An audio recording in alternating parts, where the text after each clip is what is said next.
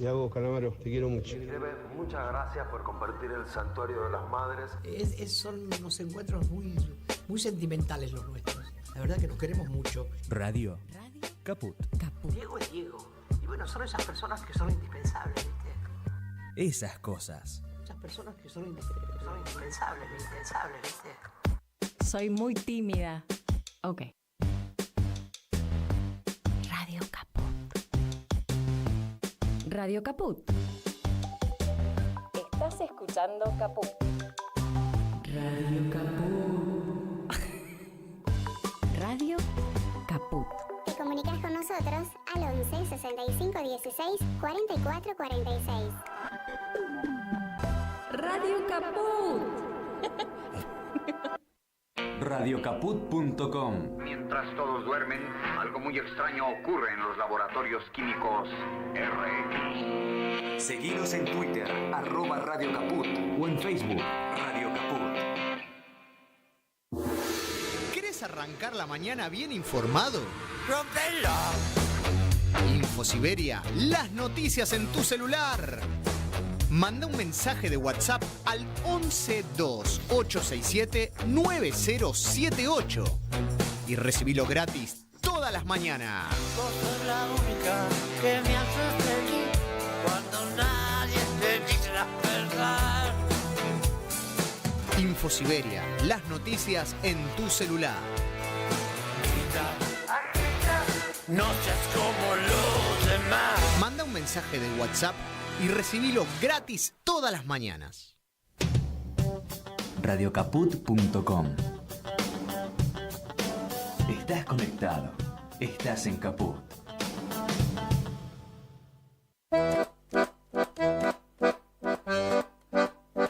Luis Lauge te informa sobre la realidad política, sindical y la relación de los trabajadores con las empresas. Trabajadores y empresarios, un programa donde las voces de los protagonistas y el análisis son el centro de la noticia.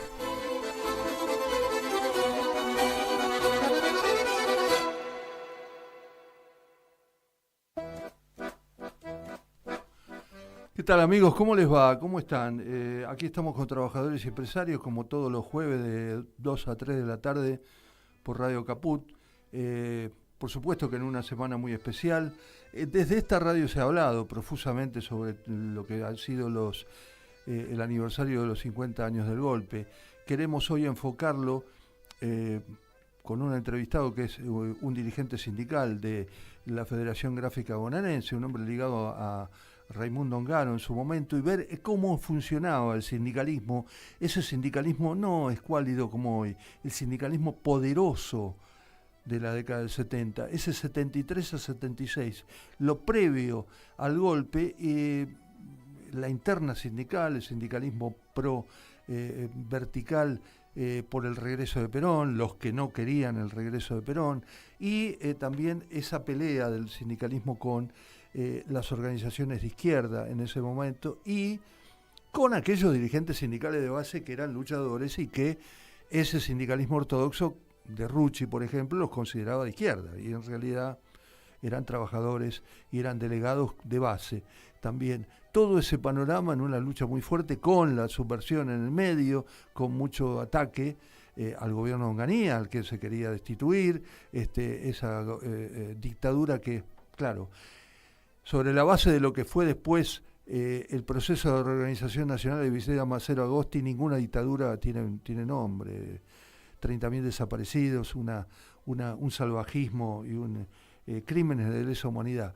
Pero desde el 66 al 71, podríamos decir, después vino el proceso con Vignone y con el general Lanusse, después de mucha presión política para la restitución democrática del año 73, pero esa dictadura de Onganía, Levisto, ese primer paso de la Revolución Argentina fue también muy fuerte, con hechos muy contundentes, como fue el Cordobazo en el 69, en Córdoba, y esa unión increíble de la clase obrera y la clase universitaria. Esto que se vio en las marchas de los universitarios hace poco, cuando le quisieron al gobierno en esta deuda que tiene, no respetando la decisión del Congreso de financiar el presupuesto universitario, esta restitución de parte del Congreso y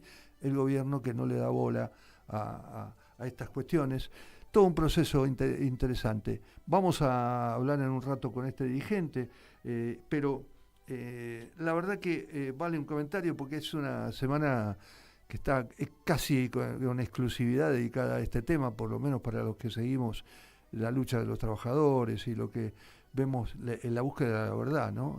Memoria, la memoria que no termina, la memoria que no puede dejarse de lado. Con un acto, quiero comentar, con un acto hermoso. Para mí fue un acto dentro de lo que fue la desgracia del golpe de Estado, y estos 50 años, no solamente verlo simpáticamente por el hecho de los 50 años, del hecho histórico de haber participado, sino de la presencia. A mí me impactó mucho la presencia de la familia argentina, como fue, recién decíamos, con la producción, como fue la manifestación universitaria con el pueblo. Acá hubo muchas familias, no había banderas, que no está mal que las hubiese, partidarias, obviamente, es un hecho político, y como decía Clarín, queriendo chicanear el hecho, cuando dijo la oposición se volcó a la plaza y fue multitudinaria, no le quedó más remedio que decir que fue multitudinaria. Claro que fue la oposición, ellos lo dijeron en tono de chicana, claro que fue una oposición a Milei, obviamente fue una oposición a Milei, porque fue una oposición a un gobierno que no solo no respeta los derechos humanos, que quiso ningunear el hecho con cuestiones absurdas. Quiero mencionar dos. El gobierno no solo no hizo un acto por el golpe de Estado, ya no digo que reivindique nada, pero ni siquiera el gobierno hizo un acto contra lo que fue el golpe de Estado de hace 50 años. Aunque no quiera discutir y aunque quiera meter la guerra de los dos demonios y toda esta cuestión, sin recordar la represión brutal del Estado, no hay justicia cuando un Estado tira, en lugar de castigar y juzgar a determinadas personas, las tira desde aviones o las hace desaparecer. No hay justicia ahí. No es lo mismo el poder brutal del Estado que cualquier otra acción que pueda ser contraria a la justicia. Y ellos prefirieron dos hechos.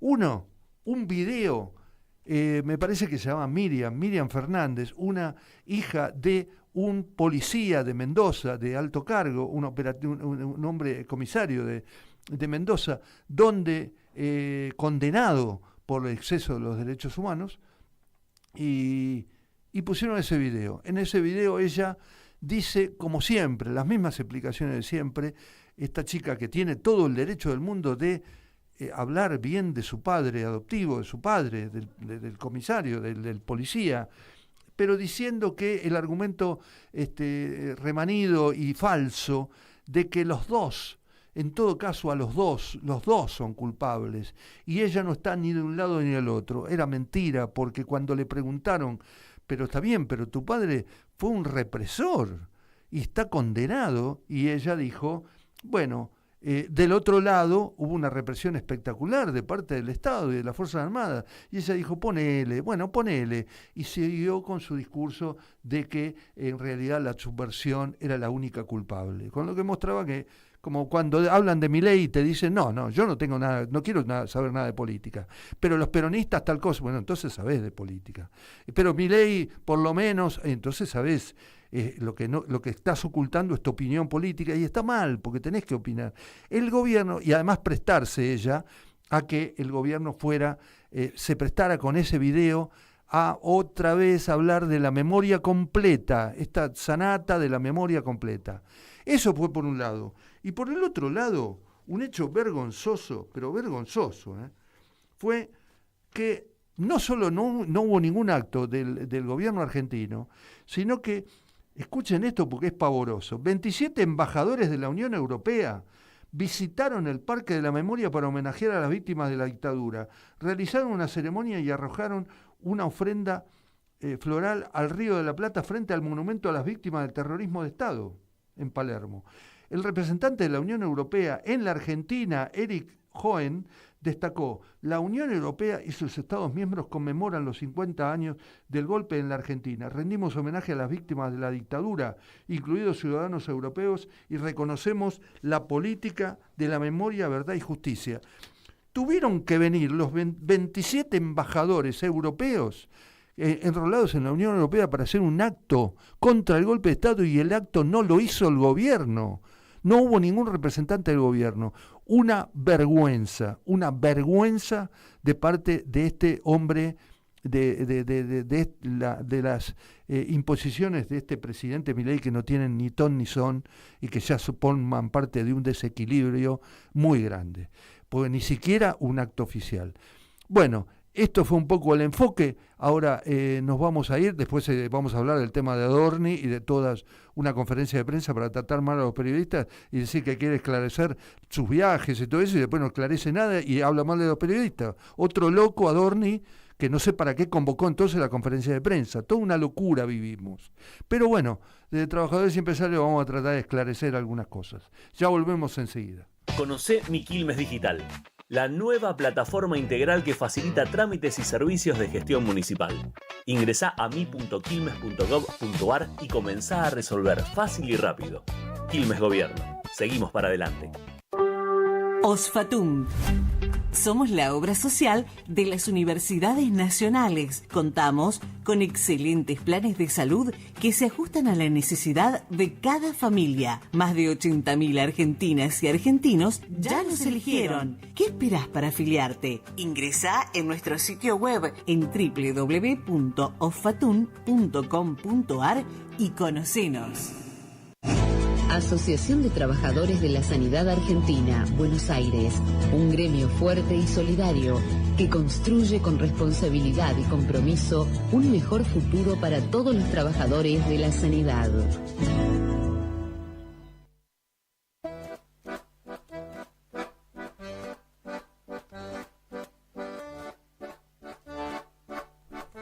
Bueno, de Trabajadores y Empresarios, por supuesto que estuvimos comentando y vamos a seguir comentando todo lo que fue este maravilloso acto del 24 de marzo y demás, pero también por las características de nuestro programa, Trabajadores y Empresarios, queremos recordar un poco lo que fue la situación política y la situación sindical en ese momento, sobre todo en este periodo del 73 al 76, del 73 al 76, y de lo que venía siendo anteriormente la dictadura de 1966 con Juan Carlos Sanganía y todas las luchas y las internas, sobre todo las internas sindicales, la lucha por el poder con un sindicalismo muy fuerte, como decía, un sindicalismo ortodoxo por un lado y otro sindicalismo muy social, que era identificado como marxista también, de alguna manera. En algunos estaba, por supuesto, la expresión de la izquierda. Estamos hablando de hace 50 años, en un país muy agitado, que hoy sigue siéndolo, pero en ese entonces con un sindicalismo muy fuerte y muy representativo, momentos previos y años previos, lo que fue en ese periodo también, el regreso de Juan Domingo Perón después de 18 años de exilio, por la dictadura que lo derrocó en 1955. Imagínense el clima político, ¿no?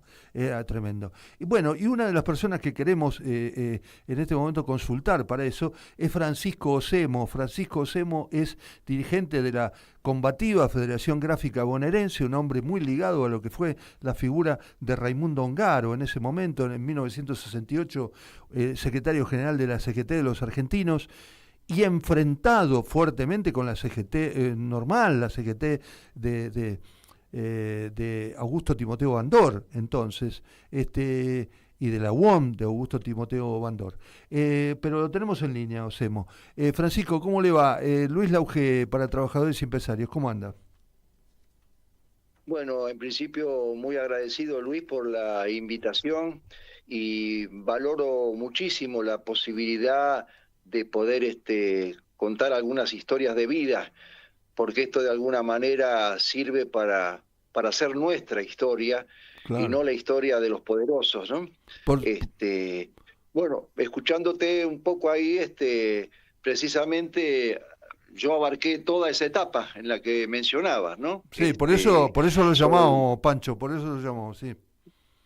Sí, gráfico de toda la vida. Yo suelo decir que tengo tantos años de vida como de gráfico, ya que años atrás no había tanta persecución al trabajo infantil y empecé trabajando como gráfico a los 7, 8 años pedaleando una Minerva, porque si alguno no las conoce, es una precaria máquina para poder imprimir. Y así fue que después recorrí los 7 años de la escuela secundaria de artes gráficas, así que computando tengo todo, tengo más años de gráfico, o tantos años de gráfico como de vida.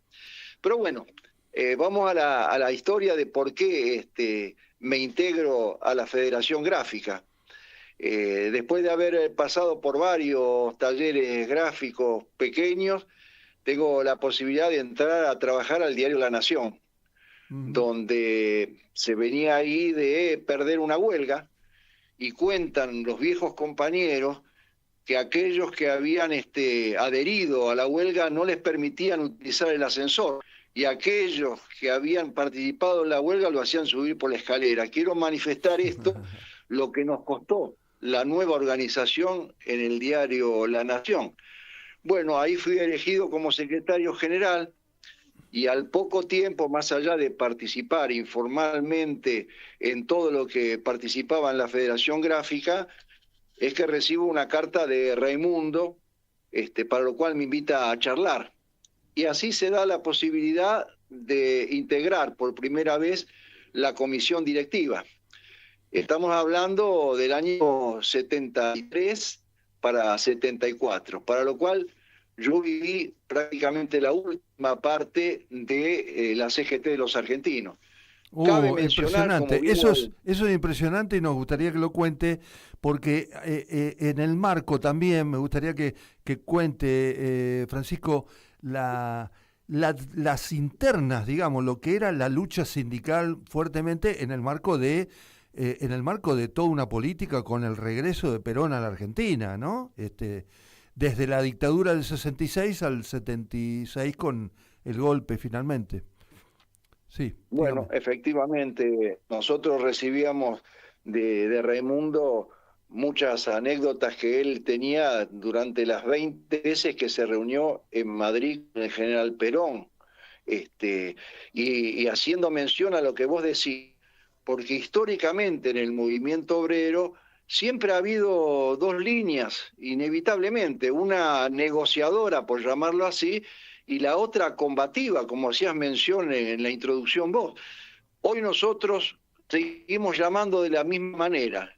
La parte nuestra es un sindicalismo de liberación, que no es exclusivamente de precios y salarios, sino es la participación de los trabajadores en una democracia participativa donde podamos decidir. Pero volviendo un poco a lo que fue aquello 68 y 70, fueron los años más difíciles, efectivamente, ¿no? En la Federación Gráfica había una participación muy activa y nos diferenciábamos mucho a partir de la CGT de los argentinos, que hay un desconocimiento en algunos historiadores o periodistas que manifiestan como que la CGT de los argentinos fue algo que se armó aparte, y efectivamente no fue así.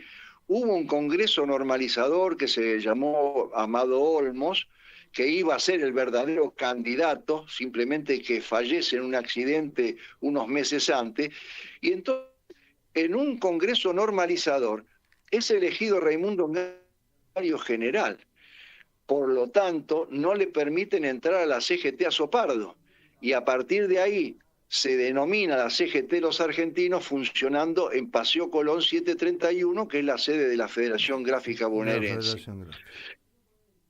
Exactamente. Bueno, se desarrollan infinidades de conflictos muy, pero muy grandes, y ya entramos en una etapa que es muy, pero muy complicada. Estamos hablando del año 74, ya yendo vísperas a lo que pasa 75 y 76, que fue extremadamente grave para nosotros. Digo esto porque en el año 74 después de haber pasado 13 veces, preso Raimundo, habían pasado varios meses juntos con otro gran dirigente. Si bien para mí el dirigente más extraordinario fue Raimundo Ongaro, hubo otro gran dirigente que fue Agustín Tosco. Habían pasado mucho tiempo juntos en la misma celda. Protagonista, digamos, la gente, porque escucha el programa gente joven que ni sabe, no tiene ni idea de esto. Agustín Tosco era un dirigente de Luz y Fuerza que fue uno de los que promovió el Cordobazo en el 69. Exactamente.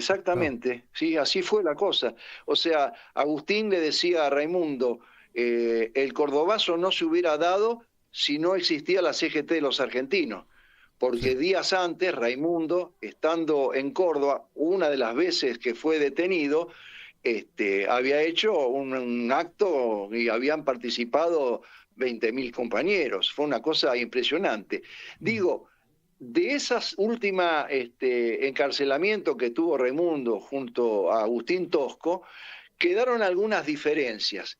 En ese momento, en las bases de todo el gremio, e incluso que habían militantes, aquella época, hablar de la Federación Gráfica era de alguna manera la confluencia de todos los estudiantes, universitarios y gremios combativos que pasaban por esa organización. Inevitable. Así fue la CGT Los Argentinos, la confluencia de trabajadores y fundamentalmente de universitarios. Siempre recuerdo algunos radicales que incluso participaron activamente, producto de que Raimundo Ongaro, estando en Córdoba, se le presenta a Arturo Illia, que había sido el presidente destituido por Onganía, y se le acerca a Raimundo y le dice, me vengo a poner a su servicio, porque Raimundo en ese entonces tenía excelentísima relación con muchos radicales, el caso de Moró, el caso de Storani, que eran jóvenes que estaban universitarios y que venían a hacer algunas travesuras en contra de la dictadura. Lo quiero llamar de esa manera, yo hay veces lo comento con Moró porque así es la cosa. Digo, sí, las travesuras tenían que ver con la protesta, ¿no? Con la movilización. Exactamente. Con algunos cortes de cable, etcétera, ¿no? La lucha. Bueno, ahí se da una situación que vale la pena contarla, porque tiene correlación con algo que voy a contar posteriormente. Me acerco a Raimundo y le planteo que hay una necesidad de que por abajo los compañeros están diciendo por qué no se juntan Raimundo y Tosco. Así fue la cosa. Sí. Para lo cual, muy sencillamente, Raimundo me dice, bueno, es muy sencillo la cosa, tomate un avión y anda a Córdoba y habla con Agustín.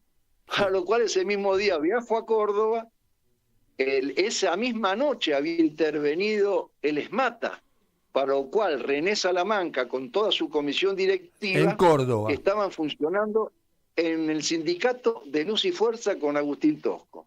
Sí. Lo veo a Agustín Tosco al día siguiente y queda en que a la semana siguiente iba a pasar por la Federación Gráfica para charlar con Raimundo. De esa charla se constituye lo que fue en ese momento los gremios y comisiones internas en lucha y se decide hacer un encuentro en Tucumán. Sí. Para lo cual, en ese encuentro en Tucumán, en la casi clandestinidad, digamos semiclandestinidad o clandestinidad producto de que nosotros en un día tuvimos que cambiar 3 veces de domicilio por una persecución de las fuerzas represivas.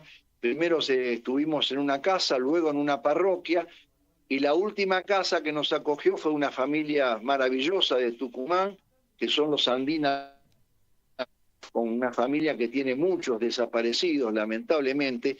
En esa casa se desarrolla una reunión en la cual participan compañeros como Di Pasquale, como Agustín Tosco, como Alfredo Ferraresi, papá de Jorge Ferraresi, actual intendente de Avellaneda, Alberto Piccinini, de la UON de Villa Constitución. Exactamente. Todos combativos eran ustedes, pero eran todos combativos, así es la cosa. Bueno, desarrolla eso en la clandestinidad y a posteriori de eso viene lo que llamamos nosotros el aluvión de intervenciones. Intervienen el sindicato en aquel entonces de periodistas, prensa, y a la semana siguiente no viene en la Federación Gráfica. Sucede un hecho que internacionalmente no tiene parangón, o sea, disuelven la Federación Gráfica, un hecho que no era concebido, y crean la burocracia sindical, crea un nuevo sindicato que es el Sindicato Gráfico Argentino. Está bien.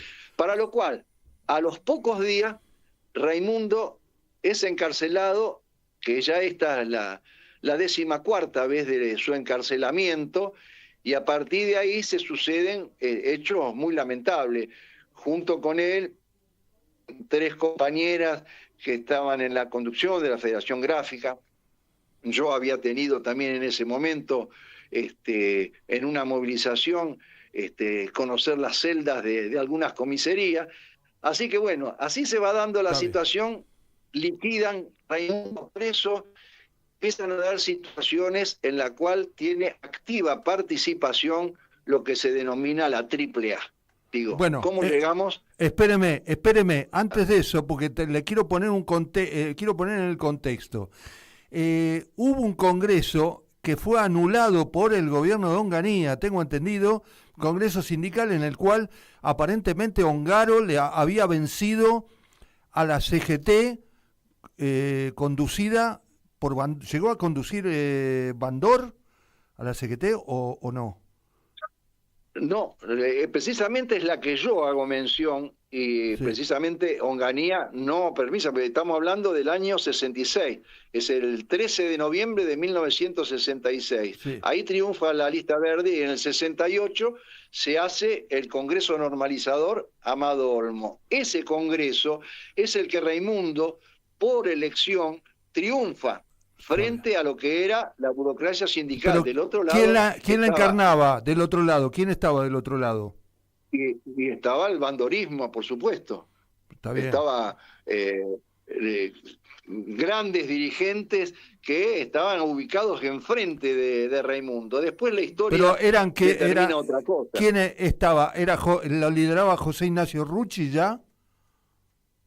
José Ignacio Rucci, después de la muerte de Bandor, es que aparece Ignacio Rucci. Bueno, este es un capítulo porque si no la parte queda completa, Francisco.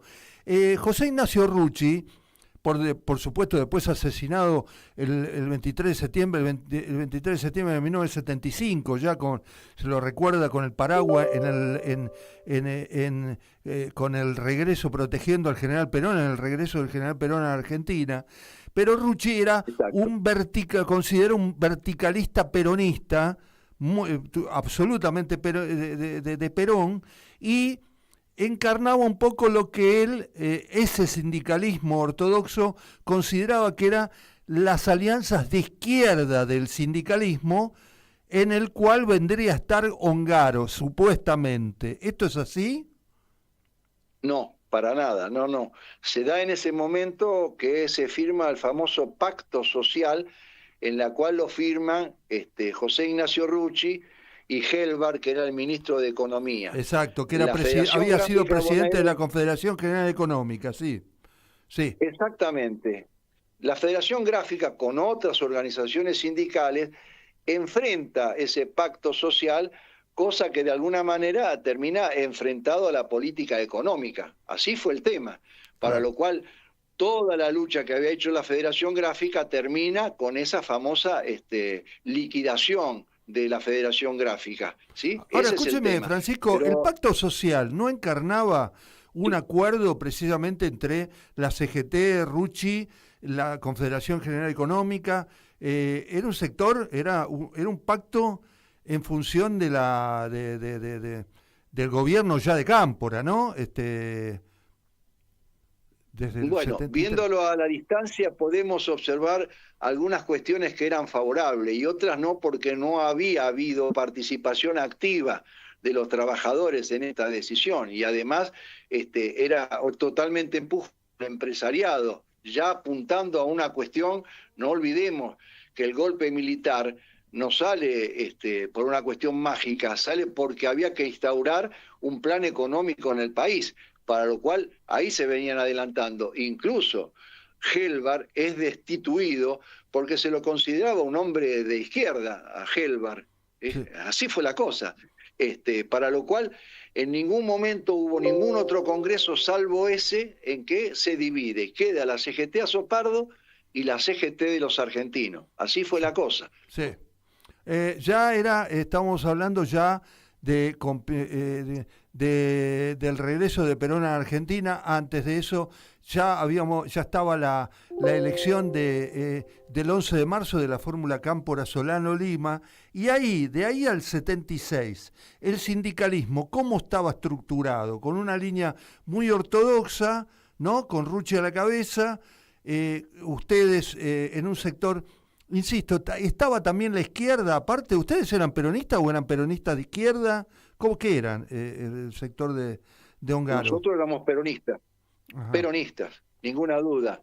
O sea, tal es así que hay una famosa anécdota que también la recordaba Cafiero, cuando alguien va a Puerta de Hierro y, por supuesto, estamos hablando del sector ortodoxo, y le dice al general Perón que con Raimundo Ongaro no había que hablar, porque según Ongaro era un cristiano primitivista, quiero aclararlo esto, ¿no? Sí, un hombre fuertemente cristiano, sí.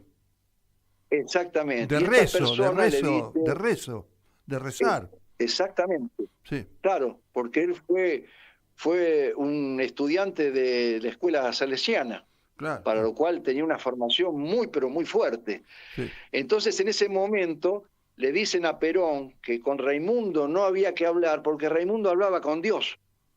Entonces el general Perón, con esa capacidad que tenía y rapidez, le dice, bueno, dice, por lo menos hay uno que no habla con la dictadura. Así fue lo que le contestó Perón, graciosamente, ¿no? Sí. Porque al final... ¿Cómo estaba la presencia de montoneros también? Por supuesto que es un periodo de la historia complejo para hablarlo en pocos minutos, pero estaba también la presencia de montoneros y la fuerte influencia y el rechazo del general Perón a los montoneros en su discurso del 1 de mayo, en la Plaza de Mayo, donde los trató, los echó del movimiento, les dijo que eran estúpidos imberbes, Perón estaba fuertemente influido en ese momento como por el sindicalismo, digamos así, ortodoxo, o no quedaba otra alternativa. ¿Cómo era la cosa? Y es muy difícil charlarlo en pocos minutos. Había determinados detonantes que hicieron, ya había un funcionamiento tremendo de la AAA. Recordemos, por ejemplo, el asesinato de Ortega Peña, velado en la Federación Gráfica, ¿no? Claro. Y así sucesivamente iban cayendo una cantidad de compañeros y compañeras, o presos o asesinados por la AAA, para lo cual quiero dejar algo bien claro. O sea, cuando es la disolución de la Federación Gráfica, el ministro de Trabajo era Otero, que pertenecía a la UON. Ricardo y la presidenta Otero. Exactamente, y la presidenta era Isabel Martínez de Perón. Sí. O sea, porque nosotros nos había llegado palabras de Perón en Casa de Gobierno que dijo, mientras yo viva, no van a ser tocados ni Agustín Tosco ni Raimundo Ongaro, porque sabía que en definitiva ellos dos habían hecho cada uno con una posición distinta, e incluso el gringo Tosco con una posición clasista y Raimundo peronista con una historia de resistencia tremenda, no olvidemos el cordobazo, el rosariazo. Cuando se toma Villa Ocampo, que fue en Santa Fe, Raimundo al frente de esa gran movilización. O sea, y el general Perón recuerda todo eso que se hizo y la resistencia. Hay que recordar también... Ahora, dígame una cosa, porque tenemos poco tiempo. Dígame una cosa, bueno, ya estamos hablando de hace mucho. Digo, ¿Perón era contradictorio en ese sentido? Porque usted me dice que Perón tenía un muy fuerte diálogo con Ongaro y con Tosco, pero también estaba sus diálogos y su reconocimiento a la figura de José Ignacio Rucci, que era muy verticalista, el secretario general de la CGT, también de la UON Obrera Metalúrgica, y ha enfrentado también a Lorenzo, ¿no? Y a Bandor. Bueno, no era bandorista, digamos, era también otra interna sindical ahí en la UON. Es decir, ¿qué jugaba? ¿Dos puntas el general o no? No, el diálogo era exclusivamente con Raimundo Ongaro. Con Agustín Tosco pertenecía a un sector de la izquierda independiente, clasista, de Córdoba, y fundamentalmente él también estaba en la CGT de los argentinos de Córdoba, era el secretario general de la CGT de los argentinos de Córdoba, pero no tenía diálogo con Perón. Sí, Perón tenía un gran respeto por aquellos dirigentes que durante su exilio habían luchado por el regreso a la democracia. Así fue la cosa. Por eso le digo, pero el diálogo de Perón con Rucci y con Lorenzo también existía. Claro. Lo que pasa que la escenografía hay que plantearla toda, y era un momento muy complicado, porque el no haber reconocido el triunfo de la CGT de los argentinos, y ahí empieza la ruptura que hay entre los dos bandos. No olvidemos que algunos eran participacionistas, estuvieron muchos de ellos en la asunción de Onganía, y Perón sabía todo eso. Entonces, ¿cómo no iba a tener respeto por aquellos que de otro lado lo que hacían era alentar la lucha? Bueno, la historia que yo leí, dicen que Perón muy astutamente se apoyó mucho en Ongaro para atenuar a Bandor, que quería la democracia sin Perón, con Perón en el exilio. El peronismo sin Perón. El peronismo sin Perón, claro. Bandor jugaba a que no volviera Perón de España, ¿no? Pero también hay que recordar que cuando Bandor va a España y habla con Perón, le dice: cuídese, porque usted, si no lo liquida el movimiento, lo va a liquidar otra persona. Y al final fue así el tema. Claro, este es el tema. A Perón, a Bandor en el 69, exactamente. En una pelea interna entre metalúrgicos, ¿no? Entiendo. Sí. Muy, dígame una cosa muy rapidito, Francisco, el rol de la AAA y cómo se llega al golpe. ¿Qué pasaba con el sindicalismo en el golpe? El día antes del 76. Bueno, voy a contar algo que es para nosotros muy doloroso y muy dramático. Sí. Raimundo preso, ¿sí? El 7 de mayo de 1975, estando preso Raimundo, la AAA asesina a su hijo Alfredo, de 19 años, de 30 balazos. Esto fue así. Para lo cual, quien está hoy dialogando con vos, estuvo presente al lado del ataúd de ese cuerpo acribillado, Raimundo llegando desde la cárcel esposado, y con aquella frase que nos conmovió a todos cuando se acercó al féretro y dijo: los húngaros no se rinden. Y así fue la cosa, para lo cual, a posteriori de eso, no tuvo otra alternativa que optar por la opción, para lo cual ahí comienza el exilio de Raimundo, y lo que viene después es la posibilidad de luchar primero desde Perú y después fundamentalmente desde España, con todos aquellos compañeros que le llevaban información sobre detenidos, sobre desaparecidos o fusilados. Como para terminar, Francisco, el día previo al golpe, el sindicalismo sabía, porque se había anunciado 90 días antes, en Tucumán, el general Videla, que era el jefe del ejército, le anunciaba al gobierno de María Estela Martínez de Perón que iba a haber un cambio, militar. Todo el mundo lo sabía. El sindicalismo entonces estaba resignado esperando el golpe del 24. ¿Cómo era eso? Así fue la cosa, tal cual. Yo ya había vuelto al diario La Nación. Después, por supuesto que soy el primer despedido, más 4 compañeros detenidos, desaparecidos de nuestro diario, por la sería muy largo de contar, la gran participación en la lucha que tuvimos los compañeros de La Nación, y ahí ya desde los secretarios de redacción nos decían prácticamente el horario que iba a ser el golpe, y hay que remontarse exclusivamente al diario La Razón de la tarde, en que el título principal dice: está todo listo. Sí, o sea, ya se venía el golpe. Ya está decidido, cosa, ¿no? ya está decidido, sí, el título de La Razón es inminente el golpe.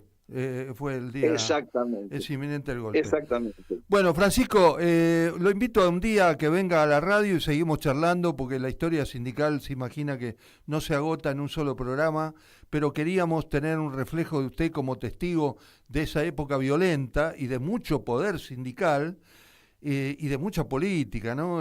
Con los montoneros ahí y el ERP y muchas organizaciones hackeando lo que primero había sido el regreso de Perón a Argentina, pero en mi modesta manera de ver, después, de alguna manera, hackeando el gobierno democrático, ¿no? Del peronismo. Exactamente. Bueno, Francisco... Ayer casualmente un compañero me decía, pero bueno, seguramente que te habrás cruzado en los pasillos con Rodolfo Walsh.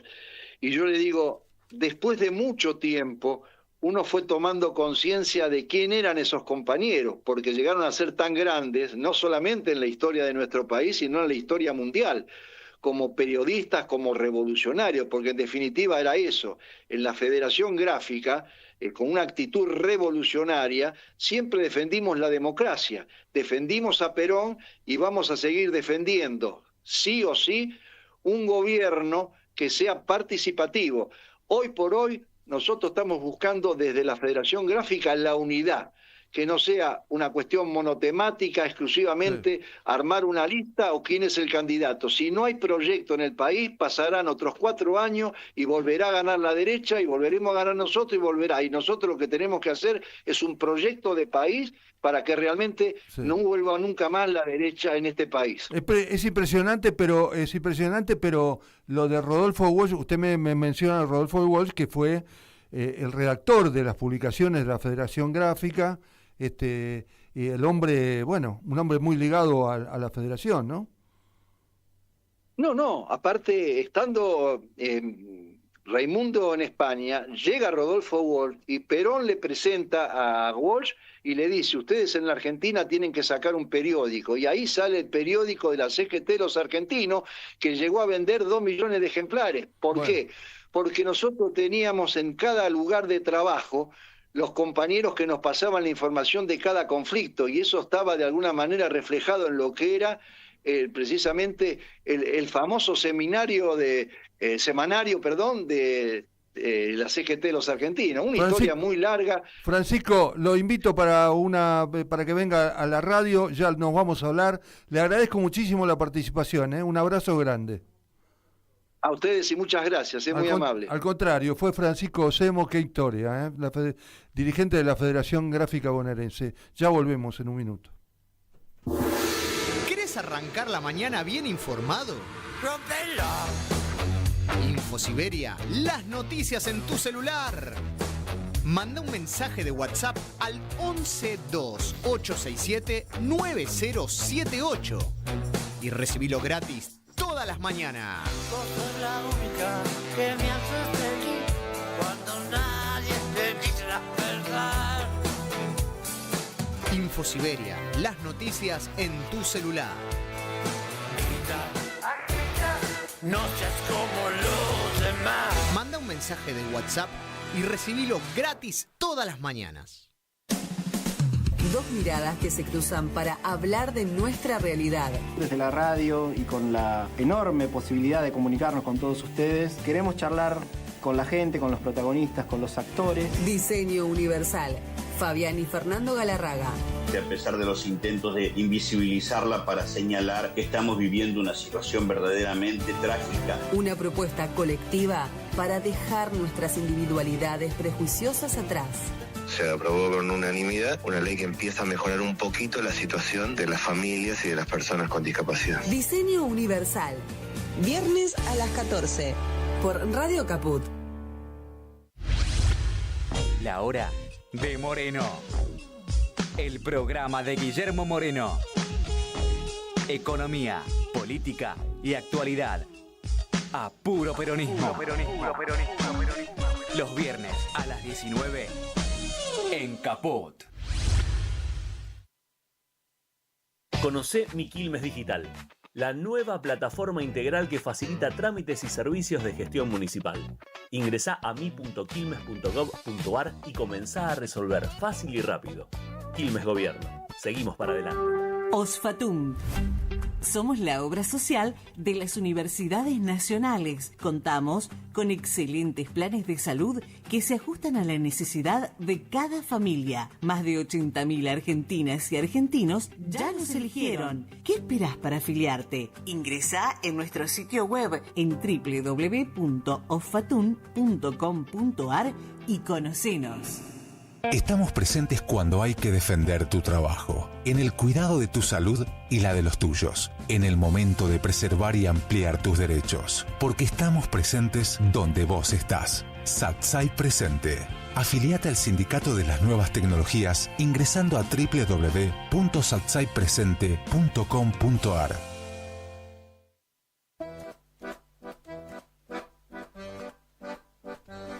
Bueno, seguimos en Trabajadores y Empresarios. Entre todos los actos y conmemoraciones que va a haber, y ya hubo y ahora va a haber, respecto de los 50 años del golpe militar, está uno de los actos y una de las charlas importantes que tiene que ver con la presencia de una charla en la Sociedad Luz, que va a realizar como moderador nuestro amigo, el periodista Leonardo Busquet, historiador, creador de en este caso de lo que fue el Archivo de la Memoria durante muchos años, ganó un Martín Fierro, bueno, un amigo, y él nos va a contar lo que va a ocurrir mañana. ¿Cómo te va, Leonardo? Luis Laugé, para Trabajadores y Empresarios en Caput. ¿Cómo andás?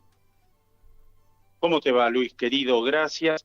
Estoy en un ambiente curioso porque hay un murmullo de gente. Sí. Espero que se escuche bien. Dame un ok si se escucha. Te escucho espectacularmente bien, no te preocupes. Bueno, qué suerte, qué suerte. Me imagino quiénes son, me imagino quiénes son los que están ahí. Son todos amigos, ¿no? También. Bueno, ponele. Una se sabe, ponele. Algunos con prontuario, pero ¿qué les vamos a hacer? Claro. Bueno, comentame. Mirá.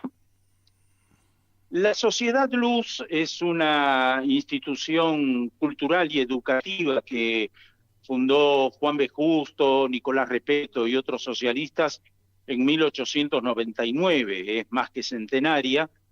Contiene en su seno al Instituto Alfredo Palacios, que lleva adelante dos carreras de profesorado, Historia y Geografía con título habilitante, y una cantidad enorme de actividades culturales que viene desarrollando desde toda la vida. Bueno, uno está trabajando ahí desde hace tiempo generando algunos encuentros, y uno de ellos es el que vamos a realizar mañana viernes a partir de las 19:30 con la presencia del general Martín Balsa, que para los que no lo recuerden, Balsa fue jefe del ejército, antes fue veterano de guerra de Malvinas, o sea, estuvo en la guerra de Malvinas, hoy es veterano de guerra, y fue jefe del ejército durante más de 8 años, y realizó aquella pública autocrítica respecto de las atrocidades del terrorismo de Estado, lo hizo públicamente en un programa de televisión que tenía mucha audiencia en esa época. Ha escrito libros y demás. Nos pareció importante su testimonio, y mañana vamos a hacer un encuentro abierto, público, libre, con el general Balsa y la participación de un grupo de colegas, periodistas, amigos y amigas, como por ejemplo Carlos Campolongo, que además fue un testigo presencial de los minutos anteriores y los minutos posteriores del golpe en esa madrugada, ¿no? Del golpe del 24 de marzo. Además va a estar Graciela Peskov, que era una joven periodista en esa época, que estaba en la agencia de noticias Telam, y fue virtualmente secuestrada por los efectivos de la Marina que coparon la redacción de la agencia Telam en ese momento. Va a estar, vas a estar vos integrando esa mesa, y va a estar Néstor Picone, también un periodista de larga trayectoria, y va a estar Nancy Sosa, que además era dirigente gremial del entonces gremio de prensa, que fue intervenido por los militares. Testimonios que me parecen son relevantes como para agudizar un poco la memoria alrededor de aquel 24 de marzo. Esa es, en líneas generales, la idea. La convocatoria. Leonardo, como para, se me está yendo el programa, pero como para comentar, dame una breve referencia de lo que fue, de lo que viviste y de lo que fue este aniversario, el 50 años, el acto, la masiva movilización que hubo hace 2 días en la Plaza de Mayo. Primero te doy la dirección, si me permitís. ¿Cómo no? Perdón. Suárez no, está bien. Suárez 1301, barrio de Barracas, mañana viernes a las 19:30, ahí es la sede de la Sociedad Luz. ¿Cómo no? ¿Qué me sucedió el martes último? Yo me estaba ahogando, y lo que sucedió fue una máscara de oxígeno que llegó a tiempo. Así viví este último martes. Ahora bien, estos son cimientos sobre los cuales ahora hay que construir un edificio muy complejo, muy duro, muy desafiante, y esperemos que la dirigencia política esté a la altura de lo que buena parte del pueblo argentino en la Plaza de Mayo, en sus alrededores y en el resto de las plazas de todo el país se expresaron el martes pasado, ¿no?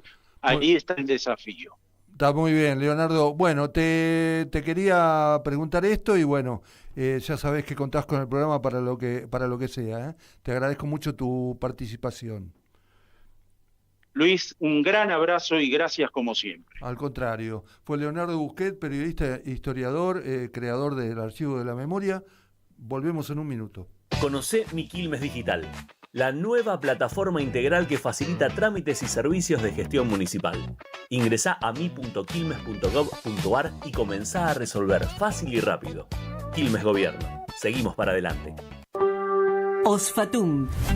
Somos la obra social de las universidades nacionales. Contamos con excelentes planes de salud que se ajustan a la necesidad de cada familia. Más de 80.000 argentinas y argentinos ya nos eligieron. ¿Qué esperás para afiliarte? Ingresá en nuestro sitio web en www.osfatum.com.ar y conocenos. Asociación de Trabajadores de la Sanidad Argentina, Buenos Aires, un gremio fuerte y solidario que construye con responsabilidad y compromiso un mejor futuro para todos los trabajadores de la sanidad.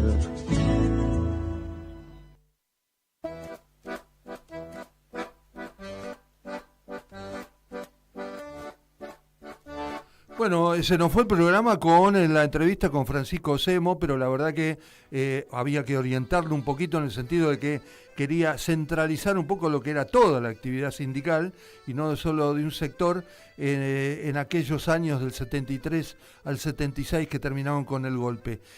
Nos quedó afuera el bochorno de Manuel Adorni. Manuel Adorni ayer negando en una conferencia, convocando una conferencia de prensa, negando diciendo que la justicia es la que tenía que hablar cuando se habla de las echándole las culpas de lo que fue el viaje a Punta del Este pagado por el Estado, cuando se le conoció el country en exaltación de la cruz, todo, y no solo el insulto a los periodistas. Creo que la semana que viene voy a hablar con un periodista célebre para que hable de cuál es la acción de este gobierno nefasto respecto de utilizar el periodismo para difamarlo y no para aclarar nada, como hace Adorni ayer. Y reitero lo que fue para mí el acto, un acto conmovedor, y la verdad que me parece que fue un acto que marca un cambio detrás de todos los errores con lo que significa la situación económica, por supuesto que también motiva este acto, sí, de la oposición. La oposición es el pueblo, no es solamente un partido político. Y me parece que algo cambia. Nos vamos hasta el jueves que viene y me parece que algo cambia. Así lo dice también Mercedes Sosa.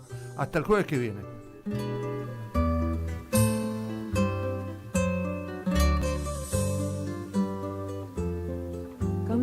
lo superficial, cambia también lo profundo, cambia el modo de pensar, cambia todo en este mundo, cambia el clima con los años, cambia el pastor su rebaño, y así como todo cambia, que yo cambie no es extraño.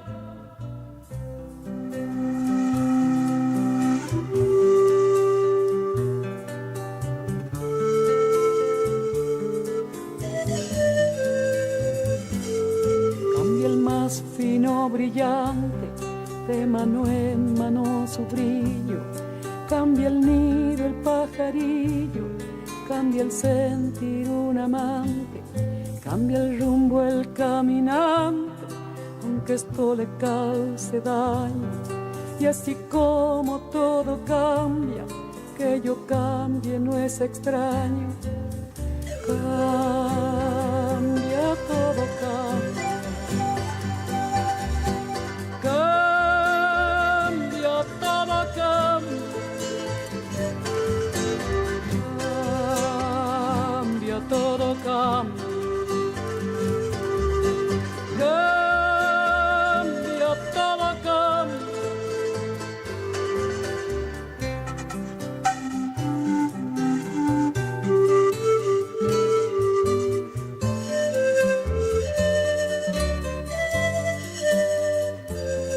Cambia el sol en su carrera, cuando la noche subsiste, cambia la planta y se viste de verde la primavera, cambia el pelaje la fiera, cambia el cabello el anciano, y así como todo cambia, que yo cambie no es extraño.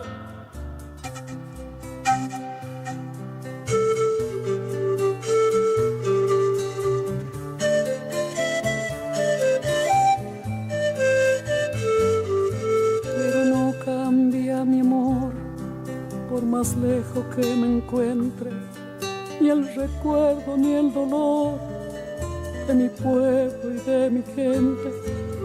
Lo que cambió ayer tendrá que cambiar mañana, así como cambio yo en esta tierra lejana.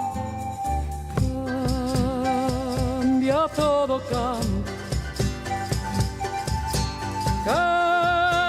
Cambia, todo cambia. Cambia, todo cambia. Cambia, todo cambia. Pero no cambia mi amor, por más lejos que me encuentre, ni el recuerdo ni el dolor de mi pueblo y de mi gente. Y lo que cambió ayer tendrá que cambiar mañana, así como cambió